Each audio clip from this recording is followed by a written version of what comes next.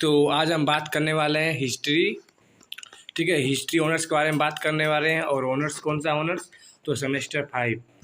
ठीक है, semester 5 history honours का पेपर DSC 2 का। ठीक है, सिलेबस बताने वाले हैं हिस्ट्री ऑनर्स का। और DSC 1 का हम सिलेबस बता चुके हैं। ठीक है, तो हमारा आज का क्या है सिलेबस? तो DSC 2 है। DSC 1 नहीं देखे हैं तो वहाँ आप देख सकते हैं, वहाँ ठीक है अपलोड कर दिए हैं। तो हमारा आज का क्या टॉपिक है? DSC 2।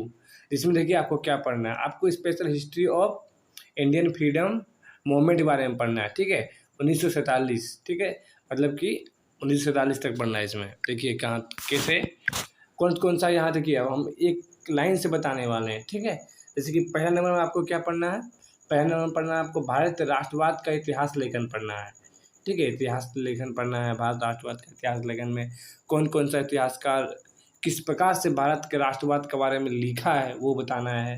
दूसरा नंबर में है कि भारत में राष्ट्रवाद का उदय का क्या कारण था, किस प्रकार उदय हुआ भारत में, नेशनलिज्म का किस प्रकार उदय हुआ, किस प्रकार राष्ट्रवाद का उदय हुआ, क्या कारण था। ठीक है, तीसरा में है कि राजनीतिक विचारधारा एवं संगठन बताना है। फिर उसका आगे फिर बताना है आपको भारत राष्ट्र कांग्रेस का गठन। ठीक है, किस प्रकार हुआ, ठीक किस प्रकार से राजनीतिक विचारधारा उत्पन्न हुआ, संगठन कैसे बना, भारत राष्ट्र कांग्रेस संगठन कैसे बना, ये सब बताना है आपको। ठीक है, नेक्स्ट में देखिए क्या है चौथा नंबर में। चौथा नंबर पढ़ना है आपको नरमपंथी एवं उग्रवादी पद्धति कार्यक्रम उपलब्धियाँ। जो नरमपंथी थे, गर्मपंथी और नरमपंथी। नरमपंथी यानी कि उग्रवादी, यानी इनके कार्यक्रम कितने थे, इनके क्या क्या उपलब्धियाँ था नरमपंथी का, वो बताना है इसमें। ठीक है, स्पेशल नरमपंथी के बारे में, इसका कार्यक्रम एवं उपलब्धियाँ क्या किया था वो बताना है आपको। आगे देखिए क्या है, आगे है कि बंगाल का विभाजन किस प्रकार हुआ, फिर इनका क्या प्रभाव पड़ा, फिर स्वदेशी आंदोलन क्या था, क्या कारण था स्वदेशी आंदोलन का, वो बताना है। फिर इनके क्या प्रभाव पड़ा, फिर बंगाल विभाजन किस प्रकार हुआ। ठीक है, ये बताना है आपको इसमें। आगे देखिए क्रांतिकारी आंदोलन, आधुनिक भारत में जो क्रांतिकारी आंदोलन था वो किस किस कारण से हुआ। ठीक है, वो बताना है आपको। इसके मतलब कि कौन से आंदोलन में कौन व्यक्ति भाग लिए क्रांतिकारी आंदोलन में, वो बताना है। फिर आगे बताना है कि सूरत कांग्रेस 1907 एवं लखनऊ समझौता 1916 क्या है, लखनऊ समझौता 1916 का विशेषता क्या है। फिर सूरत कांग्रेस 1907 का विशेषता क्या है, क्या क्या मुख्य बातें थे सूरत कांग्रेस के। फिर लखनऊ समझौता 1916 के क्या क्या मुख्य बातें थे, क्या इनकी विशेषता था, कौन कौन से लोग इसमें भाग लिए, वो सब इसमें जानकारी लेना है। आगे देखिए होम रूलिंग आंदोलन क्या था, इनका कौन संस्थापक था, कौन चालू किया, कैसे ख़त्म हुआ, आगे कौन किया, आगे कौन चलाया होम रूलिंग आंदोलन का। तीनों में पढ़ना है आपको प्रथम विश्व युद्ध का स्वतंत्रता आंदोलन पर प्रभाव। जो स्वतंत्रता आंदोलन चल रहा था भारत में, उनका क्या प्रभाव पड़ा भारत विश्व युद्ध का। ठीक है, फिर आपको पढ़ना है कि विचार पढ़ना है 1919 से 1947 तक का, कौन कौन से व्यक्ति कौन कौन विचार दिया अपना अपना। फिर देखिए उसी में पढ़ना है आपको, विचार में पढ़ना है, उसी विचार में पढ़ना है आपको। देखिए 1919, ठीक है 1947, इसी में आपको पढ़ना है। ए नंबर में गांधीवादी विचारधारा पढ़ना है।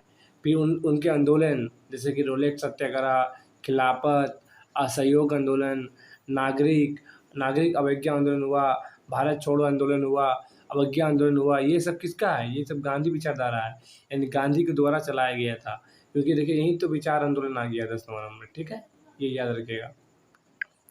नेक्स्ट में देखिए इसमें समझ गए रोलेट सत्याग्रह, खिलाफत, असहयोग, ठीक है, अवज्ञा आंदोलन, भारत छोड़ो आंदोलन।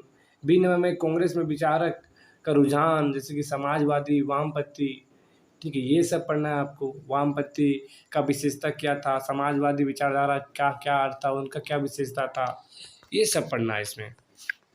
आगे देखिए 11 नंबर में क्या पढ़ना है आपको? संवैधानिक परिवर्तन।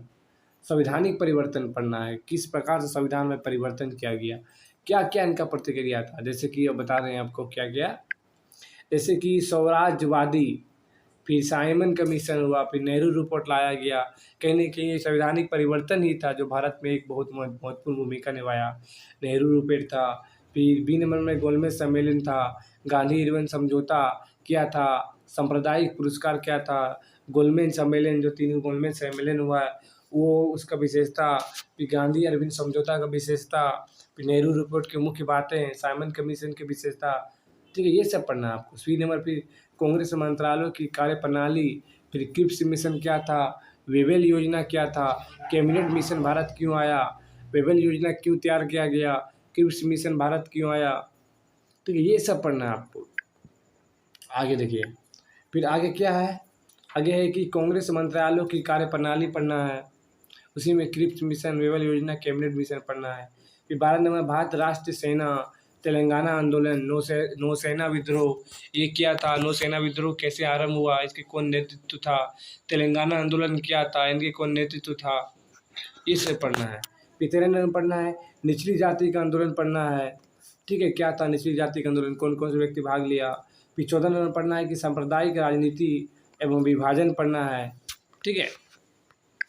आगे देखिए, इसी में सांप्रदायिक राजनीति और विभाजन 1947 आ गया, ठीक है। जैसे कि प्रारंभिक सांप्रदायिक चेतना का उदय किस प्रकार हुआ भारत में, फिर उसी प्रकार उसका आगे पाकिस्तान का मांग किस प्रकार हुआ, कौन किया, किस प्रकार से पाकिस्तान का मांग हुआ, फिर इसका विभाजन 1947 भारत पाकिस्तान का विभाजन एवं आज़ादी किस प्रकार लिया गया, ये सब पढ़ना है, ठीक है। आगे इस प्रकार हमारा आज का वीडियो ख़त्म हुआ, जो कि हमारा क्या था, सेमेस्टर 5 हिस्ट्री ऑनर्स DSC 2 का पेपर का सिलेबस बता दिए, ठीक है।